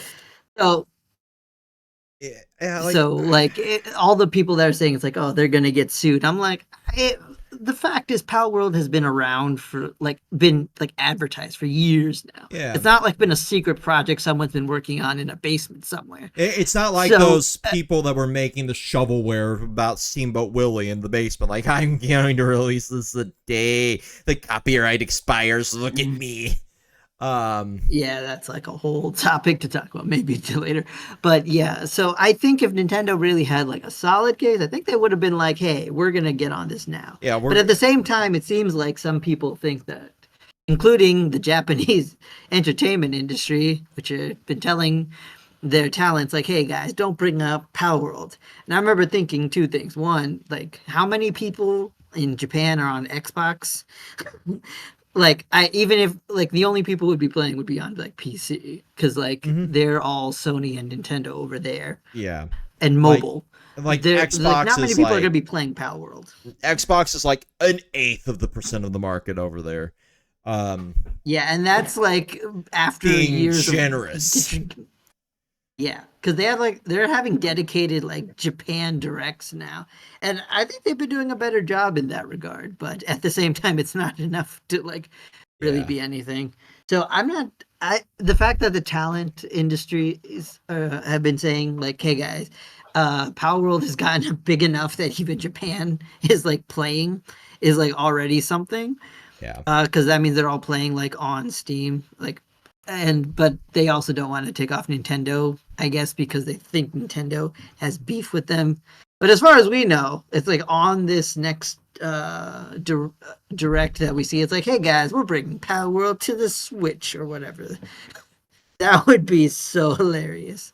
I kind of want that just to watch the internet meltdown. Nah, it would work. Like, and if I were Nintendo and like I was smart enough to know that we don't have a case against them, I would do it. I'd be like, hey, so we're building up a lot of controversy. You guys have a good market. You want to just put your thing on our platform? And it's like, the only reason they wouldn't is if the Switch just couldn't run it, which maybe it just can't. I mean, like, how could I've the even Switch seen not jokes about people saying that the next Sonic game is going to make the Switches explode. And I'm like, guys, this is a remake of a game from 2011. The Switch will be fine. I mean, at the same time, like, it depends on like how much they upscale it graphically, you know, like. They're But barely doing anything, I'll be honest, but that's a whole conversation for maybe a Sonic discussion. yeah, like there's a lot of grounds for like clowning on Nintendo and its underperforming console, but like I don't think Palworld is going to melt it down, of all things, you know, and I definitely don't think fucking Sonic is going to melt it down. Now, if they try to put something like Suicide Squad on there with the UI, then yeah, absolutely. But like there's so much to be said about like how much influence the Nintendo brand has in Japan and the Pokemon company in particular. Like, because we've seen the stupid shit that they've collabed with. Like, we had the Van Gogh Museum collab. We've seen, like, them, you know, with K-pop and J-pop idols. We've seen fucking, what was it, Katy Perry and Post Malone getting their own fucking Pokemon cards at one point during COVID. Like, there's so much influence from that brand that I can understand it having, like, a chokehold on the industry. But at the same time, there's not enough ground for Palworld to have that much pull, right? So I find it one of these like interesting experiences in gaming to make the Pokemon company change its layout, right? Like Arceus did amazing because it pushed the genre a little bit, right? Scarlet and Violet did not do jack shit to push that genre. Sword and No, Shield did it. I've heard that with Scarlet and Violet, they did at least change like how you can play the game to a bit of extent, inspired by Arceus, where you can take gyms out in any order you want. It's like Yeah. basically like 3 different like paths and stuff. So I will say this, like with the people who are saying like Pokemon hasn't innovated enough, I would say it's like, well, the more recent games have tried and to some extent succeeded. Like the bigger things that are restricting them are literally both the Switch hardware and the Pokemon devs just not getting a budget Yeah. for the biggest IP ever. Yeah, it's wild to think about. Like, you're right, they did do that, but that's still not genre defining, right? And I kind of think it takes down, and Ann Arbor and I discussed this a little bit in an other call, along with the other guys. Like, they have essentially like the brands, right? They have like the Conquest stuff that did like the tactical stuff. They did like Troze. The talk that happened about 18 hours ago. Yeah, no kidding. They had Troze that was like the puzzle game. They have like the Mystery Dungeon, which is the Explorer game. They have like Arceus, which is kind of like the Monster Hunter spin on it, right? They could do other things, they just don't want to, right? They don't want to innovate within the mainline games past. Like, this is a turn-based monster collector, and that's what's causing things like Palworld and like all these other like monster collectors to, be more popular than Pokemon recently, is because people are bored with mainline Pokemon titles. If they were Well, to I'll also say that, well, besides the fact that Pokemon's still selling like crazy, Mhm. doing nothing, is the fact that I hope that other monster taming games and creature collectors, which people like to differentiate them, do like a lot better after Power World. Because like I don't have anything like personally against Power World. I thought it looked promising from the beginning, and I'm glad it's doing well. Mhm. Glad for the I devs. don't. But like I will say that I hope that people who are getting into this game will like look into like when the next Digimon game, for example, comes out, that they'll try that out and Mhm. be like, hey, this is cool. I'm gonna try out some other games now. Yeah. Because like it's a whole subgenre that I think doesn't get enough appreciation. That, I mean, to be fair, even I've only scratched the surface of. Yeah, same here. But it has been one I've been more recently playing a lot more of and been enjoying my time. Yeah, like I quickly want to add to like the popularity of Pokemon. I think Pokemon's just like the modern the perfect modern example.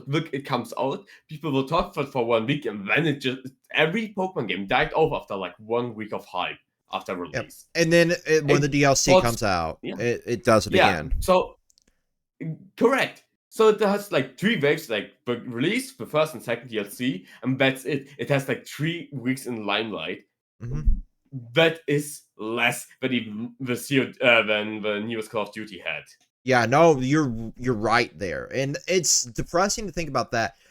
But also, like, for us, I guess, kind of chronically online creators, where like we try and follow a lot of these topics constantly. Like, there's so much shit getting shoved down our throats from pulling up like these topics and all this, stuff. Like, we could miss like various things by our algorithmic feed, right?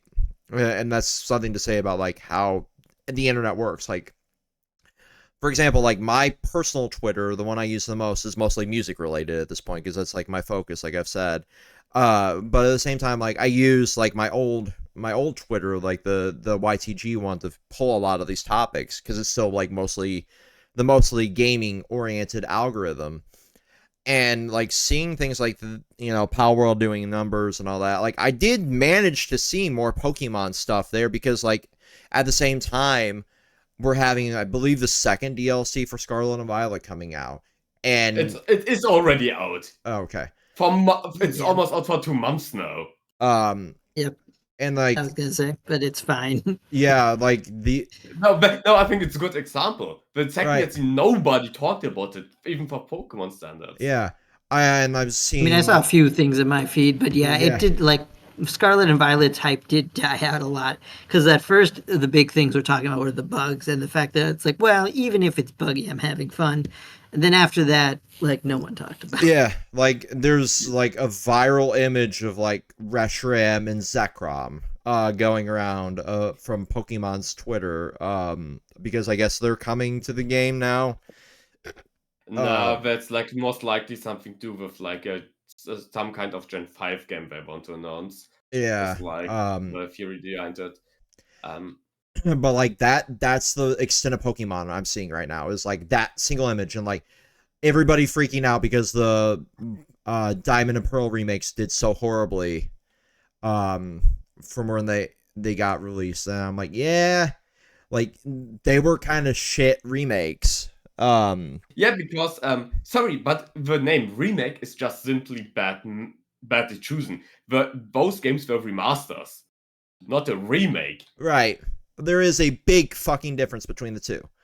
Yes, and they just literally advertised it with the wrong name. Yeah, exactly. But because we got to kind of speed run this because of Red's schedule, Fuck Red, he can wait. I'm already doing good to get him in a call today, so no. Yeah.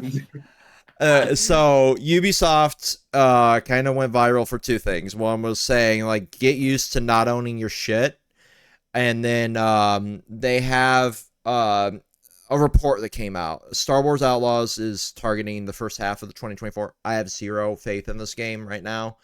Assassin's Creed Samurai, codename Red, second half.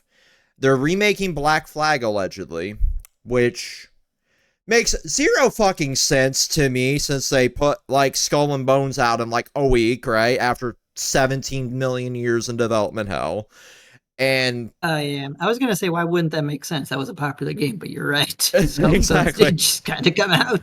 I forgot about that. I have zero faith in Skull and Bones doing well for reasons I can't legally discuss. But it is a game that is coming out, so it's a game. That's the only thing we can say about Ubisoft games nowadays.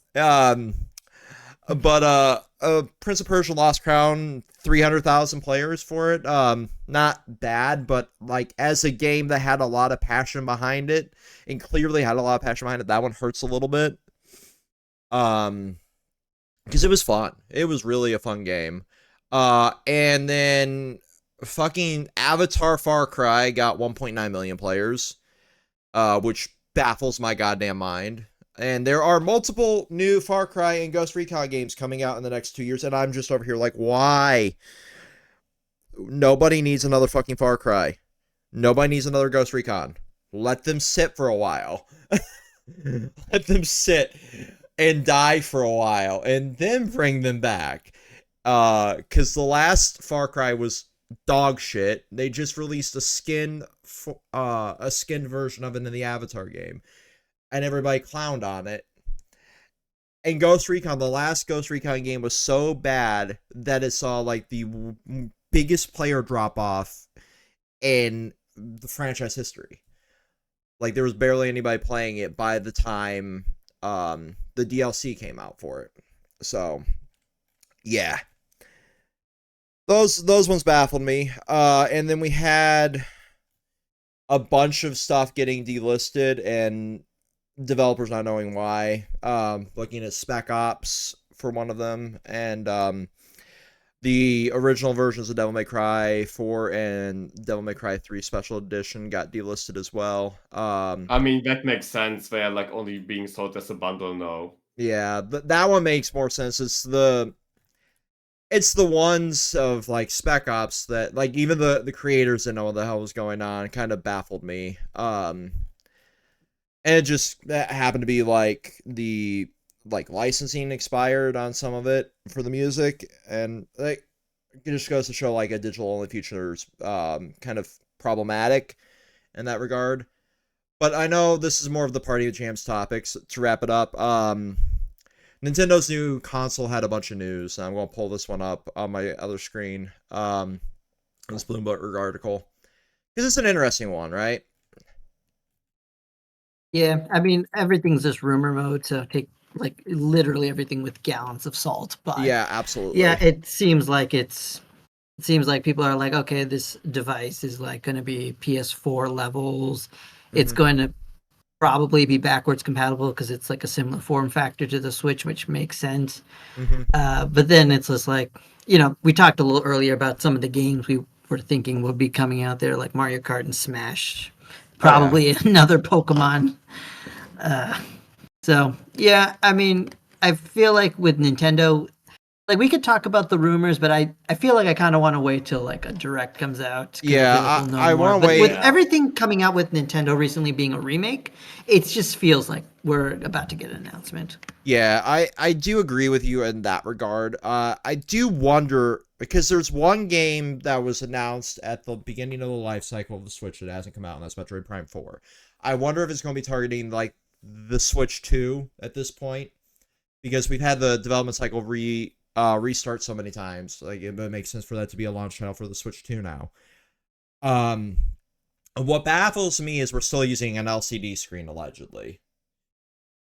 Yes, like what the actual fuck? Oh yeah, I do remember that, and I did remember hearing people say it's like it kind of seems like something Nintendo would do.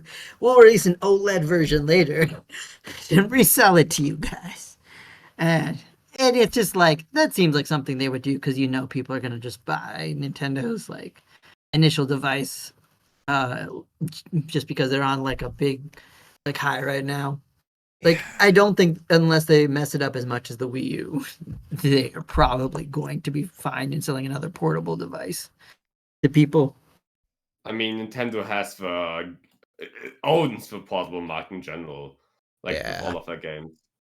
Yeah, like Yeah, I I'm mean, if you don't count the mobile market. yeah, like that's the thing, right? Like the mobile market owns that, and then Nintendo's second.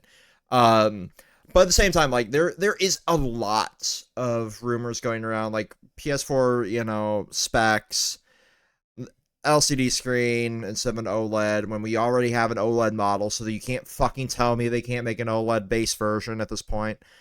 I'm guessing it's a cheap factor because LCD is like dirt cheap to make. Yep. It's because like most companies like sell their hardware at a loss, which I think is one of the reasons people are like a little concerned about what's going on with Microsoft, just because it's like, well, if they're losing money on their hardware, they're selling it to every other platform, why bother making their own hardware? Which is a semi-valid concern. I think they would still produce Xboxes, but that's a conversation for another day. But Nintendo wants to make a profit off of their hardware. So I could see them doing that with the LCD.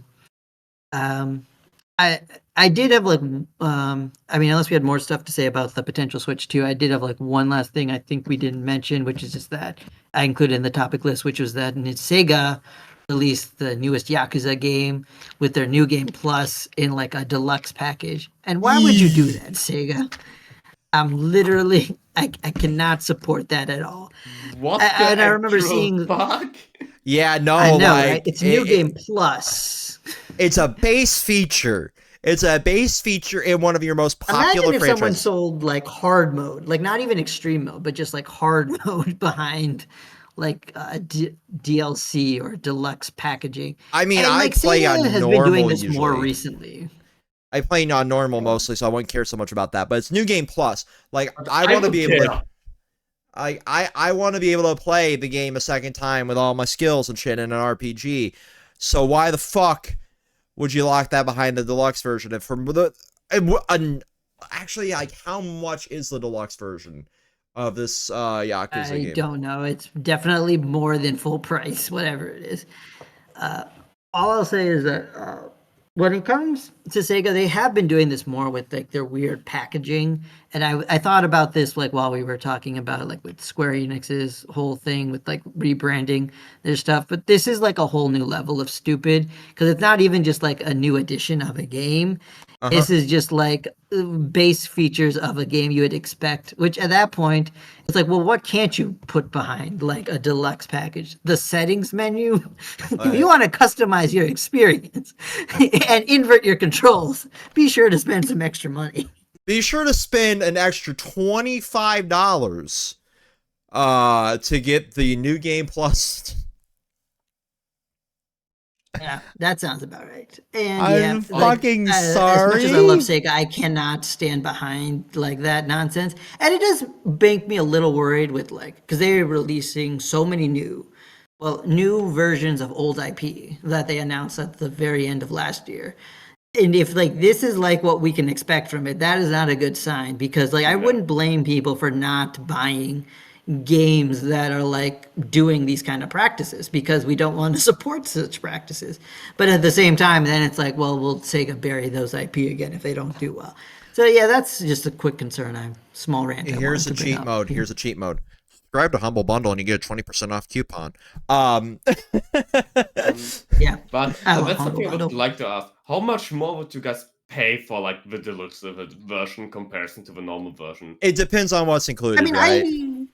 Yes. I don't usually, in general, to be honest, because there's almost nothing really worth it to me. Because like most of the deluxe versions are just like our art stuff or like extra like little in-game cosmetics. The only time I think I have, and this is just because I am like super casual, and maybe to the point where it's a little detrimental to my wallet. But like Tales, I think it was Tales of Arise, but like whatever the one Tales games had like their deluxe version where they gave you some extra in-game items, which just made the game easier. And I'm like, sweet, that'll be good for me because I just want to blaze through this, and so I can just get to the story stuff. Yeah. See, And to be fair, a lot of people were mad about that too, and I don't blame them. It's dumb, but also I did it. I bought it. yeah. If I get like the season pass included with the deluxe version, I usually get that because it's usually like $10-15 cheaper than buying them separately, right? Um, Yes. so like that's when I normally do it. Or if I get like if it's a studio I really like and I get like a really in-depth like documentary stuff like that, I'll be like, okay, cool, I can watch like the cycle of it because they're those used to be things that came with deluxe editions, right? Not Yeah, so much anymore. I'm just asking because I'm thinking about buying the physical deluxe edition of Baldur's Gate 3, which costs $90. That's what does not it So come bad. with? that's cheap for a deluxe version nowadays. Is that the one with Tentacle Daddy statue? It's I don't think so. It's the one with a map, with like a physical map, iron case, artwork, the Yeah, for basics. 90 bucks, that's not bad, especially because that full price is getting closer to 70 bucks anyway. Yeah. So So like I know there was a fucking version that had like a statue with it that came with the Mind Yes, Flayer. Um that's hot. Wait, what? that's probably over 100 bucks. Yeah, no, like 100%. I was gonna say like if that's the version with the Mind Flayer statue, absolutely get it. 19 inches of Tentacle Daddy. I mean, what? Hey, that's almost as long as the thing in my pants. Wait, what? like, I still cannot get over the fucking treat yourself to 19 inches of venom or whatever fucking unhinged tweet that broke the internet. Oh yeah. Like, they knew what they were doing. Yep. I think that's a good place to end Anyway, it. Because I gotta get in the I have call to go with. eat lunch. I was like looking like literally while we were talking if there was like any gaming news immediately to talk about, but I'm not seeing anything I right was now. not But come back either. in like an hour. Yeah, no, it's mostly still the Grammys breaking the internet. So Yeah. in an hour after I hit the stop record and about halfway through the Has Been Hotel video, there will be like 85 different topics that'll get posted in there. But until then, thanks for tuning in. I hope you enjoyed this. Looking forward to the next one where we talk about probably more layoffs and some unhinged direct where somebody punched somebody. I don't know. I'm trying to predict the future here. I know I'm not good at it. Bye.